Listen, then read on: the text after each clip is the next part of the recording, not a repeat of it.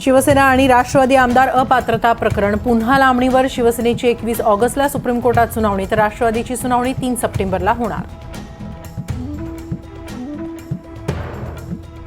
Cross voting करणाऱ्या काँग्रेसच्या आमदारांच्या तिकिटावर संक्रांत. आमदारांच्या कामगिरीच्या आधारावर तिकीट वाटप. नाना पटोलेंची माहिती.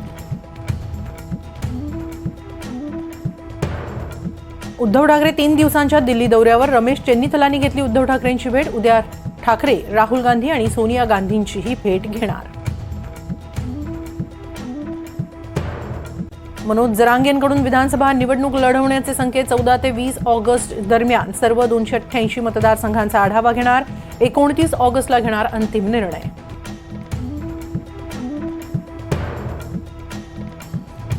मराठा क्रांती ठोक मोर्चाचे आंदोलक रमेश केरे पाटलांनी घेतली फडणवीसांची भेट. मराठ्यांना ओबीसीतून आरक्षण देण्याची मागणी.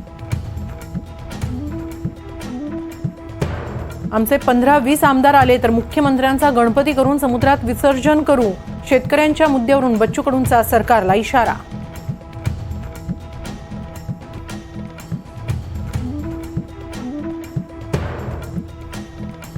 भारताचा golden boy Neeraj Chopra Paris ऑलिम्पिकच्या अंतिम फेरीत दाखल. टोकियो ऑलिम्पिकची पुनरावृत्ती करण्याची नीरजला संधी.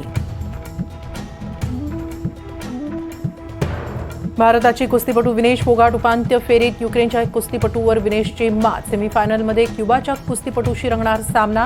फ्रीस्टाईल कुस्तीत भारताला पदकाची आशा.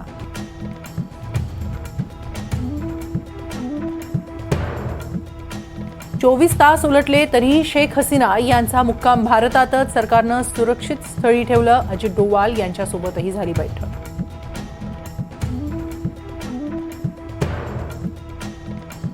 बांगलादेशच्या जशोरमध्ये इस्लामी जमावाकडून हॉटेलला आग. आगीत 25 जण ठार तर 150हून अधिक जण जखमी.